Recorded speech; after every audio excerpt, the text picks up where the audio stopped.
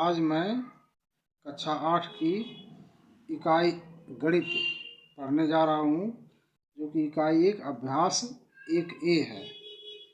पहला चैप्टर का नाम है परिमेय संख्या। तो इसमें परिमेय संख्या के पहले हम परिभाषित करेंगे, उसके बाद इस पर कुछ प्रश्न लगाएंगे। जैसे परिमेय संख्या की परिभाषा देखो, ये होता है परिमेय संख्या। परिमेय संख्या इसका अंग्रेजी होता है rational number. Rational number, rational number, rational number. इसकी परिभाषा ये है कि परिमेय संख्या को परिमेय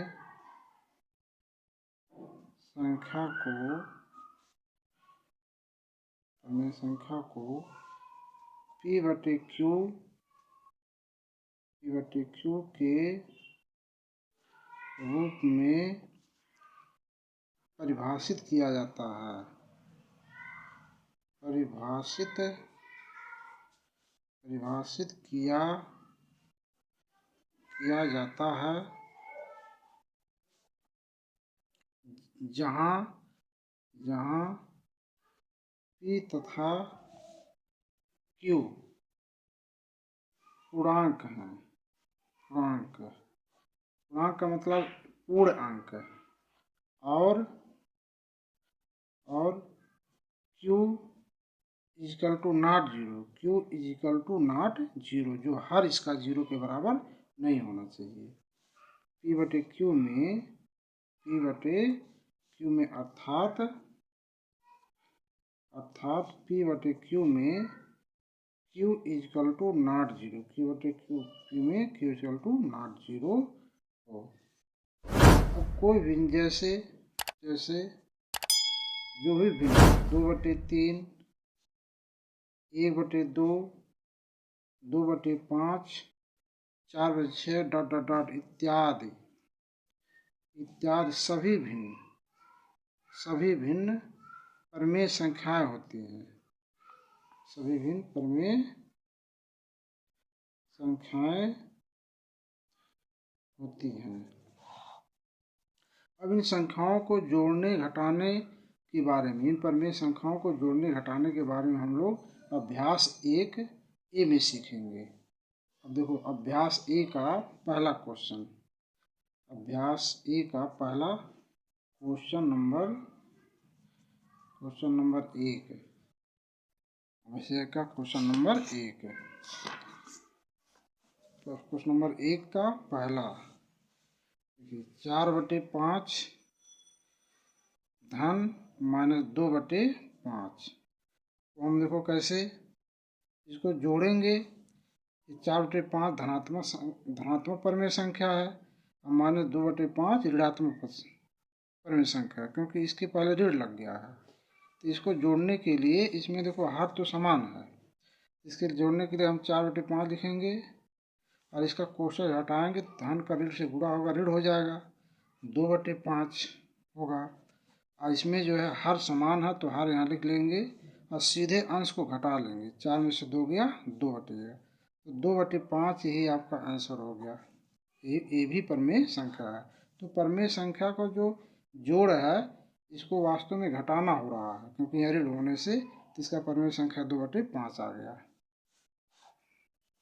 अब देखिए प्रश्न नंबर 1 का दूसरा है -4/5 -4/-5 प्लस 2/-5 को हल करने के लिए हम क्या करेंगे, पहले चिन्हों को देखेंगे। इसमें देखिए 4/5 में इधर भी ऋण है, अंश में भी ऋण है, हर में ऋण है। ऋण हट जाएगा, 4/5 हो जाएगा। और ये इधर देखो, एक कोष्ठ में है, तो एक कोष्ठ में जो है अंश ऋण हर में हो या तो अंश में हो, प्लस का माइनस से गुणा करेंगे तो यहाँ माइनस हो जाएगा, -2/5 हो जाएगा। इसमें देखिए पहला जैसा फिर ये मिल गया, देखो पहला जैसा मिल गया। इसमें हर समान है, तो हर को हम एक बार यहाँ लघुत्तम ले लेंगे, लिख लेंगे। इसको लघुत्तम कहो या सीधे इसको, जब दोनों में हर समान है तो यहाँ लिख लेंगे। 4 में से 2 घटा देंगे, सीधे 4 - 2 2 बचेगा। इसका ये आंसर हो जाएगा। ठीक है। अब देखिए प्रश्न नंबर 2 है। प्रश्न नंबर 2 सीखने के लिए संख्या रेखा की सहायता से सरल करना। इसको सीखने के लिए पहले हम ये सीखेंगे कि संख्या रेखा क्या होती है। संख्या रेखा वह संख्या होती है कि एक इसमें काल्पनिक रेखा हम खींचेंगे, कल्पना करते हैं, रेखा खींचते हैं, इसे हम काल्पनिक रेखा कहते हैं। इस काल्पनिक रेखा के बीचों बीच में हम इसको शून्य मानते हैं, और शून्य के दाहिने तरफ जितनी भी संख्याएं हम लिखेंगे ये सब धनात्मक संख्या होती हैं, धनात्मक संख्या। जैसे मान लो कि यहाँ पर 1 हो गया, यहाँ 2 हो गया, यहाँ 3 हो गया, यहाँ 4 हो गया, यहाँ 5 हो गया, ऐसे डॉट डॉट डॉट कितनी भी संख्याओं को हम लिख सकते हैं। इधर इधर जैसे बाएं तरफ संख्याओं को बढ़ेंगे ये सभी संख्या होंगी -1, इस सब माइनस हो जाएंगे, ऋणात्मक संख्या हो जाएंगे। जीरो के बाएं तरफ, जीरो के दाएं तरफ धनात्मक होता है और जो जीरो के बाएं तरफ ऋणात्मक भाग होता है। -1, -2, -3, -4, -5, -6 डॉट डॉट डॉट ऐसी संख्याएं होती जाएंगी, घटती जाएंगी। अब इसमें देखो -1 से कम -2 होता है, -2 से कम -3 होता है। जैसे बाएं तरफ बढ़ते हैं क्रमागत रूप से संख्याएं घटती जाती हैं। इधर जैसे हम 0 से इधर बढ़ते हैं क्रमागत रूप से संख्याएं इधर बढ़ती जाती हैं। अच्छा है, बढ़ती जाती हैं। अब इसमें देखो एक तो पूर्णांक हो गए, तो इसको हम पूर्णांक संख्या कहते हैं, इसको पूर्णांक संख्या है। और इसको हालांकि कोई भी पूर्णांक संख्या परमेय संख्या भी होती है। अब मान लो इसके बटे हम 2 कर दें, इसके बटे 2 कर दें, बटे 2 कर दें, बटे 2 कर दें, बटे 2 कर दें, बटे 2 कर दें, बटे 2 कर दें, या 4 कर दें, या 5 कर दें हर में, तो ये भी परमेय संख्या बनती जाएंगी। तो ऋणात्मक परम संख्या से हम कर देते हैं। इधर मान लीजिए बटे 2 कर दें, बटे 2 कर दें, बटे 2 कर दें, बटे 2 कर दें, बटे 2 कर दें, बटे 2 कर दें। 2 के स्थान पर हम 3 भी कर सकते हैं, 4 भी कर सकते हैं। इन्हें हम धनात्मक परमेय संख्या कहते हैं। तो इन परमेय संख्याओं प्रश्न 2 में कह रहा है, इन परमेय संख्याओं को हम संख्या रेखा पर कैसे निरूपित करेंगे। देखिए जैसे पहला है, दूसरा का पहला क्वेश्चन है 2/4 धन -3/2। देखिए पहले तो इसमें हम क्या करते हैं, इसमें पहले इसको हम जैसे प्रश्न नंबर 1 और 2 सॉल्व किए थे वैसे करते हैं, सॉल्व कर लेते हैं, सॉल्व कर लेते हैं इसको। तो सॉल्व करने के लिए इसमें हम सॉल्व करने के लिए इसमें 3/2 है, 3/4 है, और -3/2 है। तो ये 2 बटे देखिए 4 हो गया, ये 3/4 है, 3/4 हो गया ये। और प्लस का माइनस से गुणा करके माइनस हो जाएगा, 3/2 हो जाएगा। तो देखो हर इसमें समान नहीं है, 4 है, ये 2 है, तो पहले हर को पहले समान करेंगे। यहाँ 3/4 लिख दिए, यहाँ माइनस हो गया। यहाँ से 3 गुणे अगर हम 2 से इसमें गुणा कर दें तो 4 हो जाएगा, इसके बराबर हो जाएगा। यहाँ से हम 2 से गुणा करेंगे तो हर में 2 से गुणा करते हैं तो अंश में गुणा करेंगे, तभी ये संतुलित संख्या बनेगी। 3 गुणे 2 बटे 2 गुणे 2 बराबर, देखिए 3/4 हो गया है, और 3 दूना 6, 6/4 हो गया। अब देखिए इसमें हर जो है समान है, अब हर समान हो गया तो 6 में से 3 में से 6 घटा लेंगे तो घटेगा नहीं, तो -6 में से 3 घटेगा तो -3 आ जाएगा। 6 में से 3 गया 3, और 6 वाले के साथ अधिक के साथ माइनस है तो -3 यहाँ बच जाएगा, -3/4 हो जाएगा। अब इसको संख्या रेखा पर हम निरूपित करने के लिए हम क्या करते हैं, देखिए यहाँ पर एक संख्या रेखा खींचते हैं, संख्या रेखा खींचते हैं, बीचों बीच में शून्य करते हैं, और उसके बाद इधर जो है -1, -2, -3, -4। अब 6 तक देखिए है तो हम 6 तक ले जाते हैं, -5 और -6 कर लिए। इधर भी 1 हो गया, समान दूरी पर होना चाहिए। ये तो मान लेते हैं फ्री हैंड स्टिचिंग कर रहे हैं तो समान दूरी पर कर रहे हैं, इसमें कोई दिक्कत नहीं है। 3 हो गया, ये 4 हो गया, ये 5 हो गया, और उसके बाद ये 6 हो गया। अब इसको संख्या रेखा पर देखिए दिखाने के लिए, चूंकि भिन्न है, ये भिन्न में है परमेय संख्या में, तो इसको परमेय संख्या में बनाएंगे। पहले इसमें देखिए 4 दोनों का हर है, तो बटे हम 4 से भाग कर देंगे, सभी में 4 से भाग कर देंगे, 4 4 4 यहाँ कर देंगे। यहाँ पर भी इधर से भी 4 कर देंगे, 4 कर देंगे, 4 कर देंगे, 4 कर देंगे, 4 हो गया। ठीक, अब इसके बाद में हम जो इसमें आपका 6/4 है संख्या को दिखाएंगे। इसमें 6/4 को हम क्या करेंगे, इसमें इसके विस्थापन की दिशा के विपरीत दिशा में, ऋणात्मक दिशा में हम 6/4 को दिखाने के लिए, हम 6/4 दिखाने के लिए हम क्या करेंगे, इसमें 6/4 इसमें कितना होगा वास्तव में, देखिए 6/4 कितना होगा, यहाँ से हम गिनेंगे या हमको 3/4 से में से इसको घटाना है। 3/4 हम दाहिनी तरफ लेंगे, 3/4 यहाँ पर है, यहाँ पर ये रेखा हम खींच दिए, ये रेखा यहाँ खींच दिए। अब इसमें से हमको जो है एक ये रेखा यहाँ से यहाँ तक इतनी जो भाग हो गई, इतनी भाग कितनी हो गई, इतनी भाग जो हो गई 3/4 होगा, 3/4 होगा। अर्थात इस 3/4 को अर्थात 3 विस्थापन, 1 2 3 कर लिए। फिर 3/4 में से जब हमको -6 घटाना है तो यहाँ से 6 भाग गिने थे, ऋणात्मक दिशा ये है ना, धनात्मक दिशा है, तो धनात्मक दिशा में 3 अंक हो गया। और ऋणात्मक दिशा में जब हम लाएंगे तो इधर से गिनेंगे, यहाँ से गिनेंगे, क्योंकि इसमें से हमको ये 6/4 घटाना है। तो 1 2 3 4 5 6, देखिए 6 आ रहा है, तो यही 6 जो है यही समझे कि यहाँ से लेकर के यहाँ तक रेखा हम खींचेंगे, यहाँ से यहाँ तक लेकर एक क्या हो गया, -6/4 हो गया, यानी -6 भाग ऋणात्मक दिशा में हमने खींचा, विस्थापन किए, खींचा विपरीत दिशा में, इसके विपरीत दिशा में रेखा खींच दिया। ठीक है ना। और देखिए अब इसमें यही जो 3, अब 0 से हम देखेंगे जो -3/4 आया है, यही आपका क्या हो गया, यही 1 2 3, यही -3/4 ये आपका आंसर हो गया। इस प्रकार से संख्या रेखा पर हम 3/4 -6/4 बराबर -3/4 को इस प्रकार से दिखाते हैं। यही जो है दिखाना हो तो इस प्रकार से हम इसको यहाँ खींच देते हैं, इस प्रकार से यहाँ से यही इतना भाग आपका रिजल्ट हो गया। यानी इतने पूरे में से हम इतना घटाए तो हमारा इतना मिला, -3/4 ये मिला दूरी ऋणात्मक दिशा में, क्योंकि ऋण आ रहा है। ठीक, इस प्रकार से है। नहीं समझ में आ रहा तो फिर कमेंट करिए, इसको फिर से दोबारा हम आपको समझा देंगे। ठीक, बताने जा रहे हैं आपको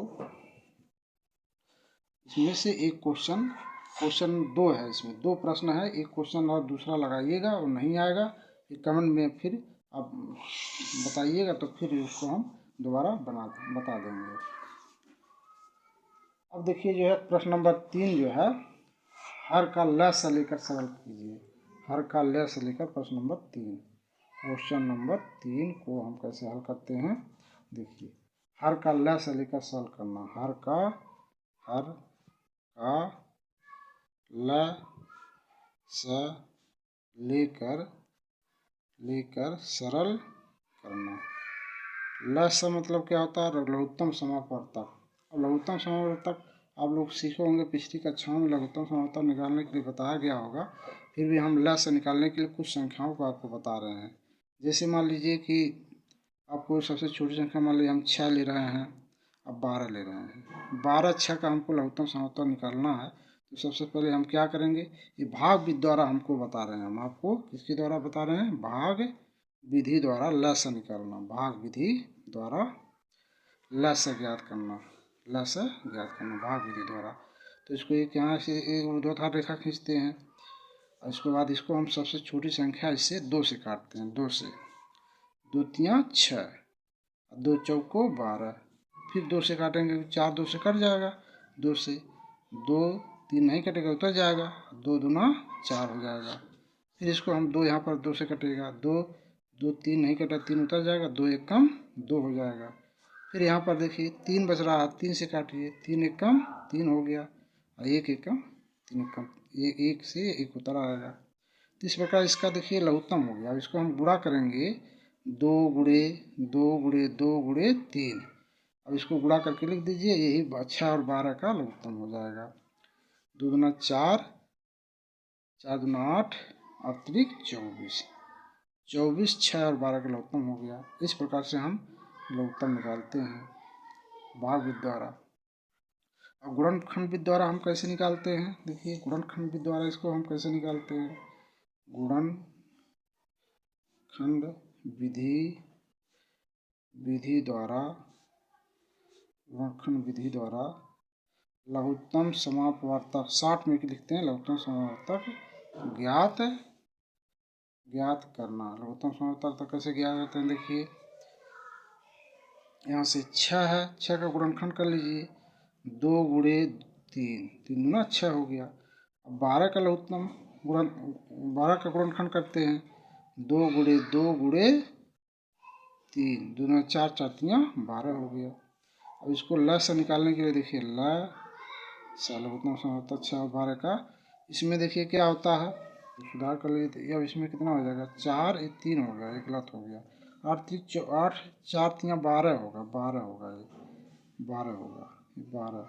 अब इसमें देखिए 2 अधिक बार है, इसमें 2 हम यहाँ लिखेंगे कि 2 में ये 2 आ जाएगा, और उसके बाद इसमें फिर दोनों में 3 है, 3 लिख लीजिए।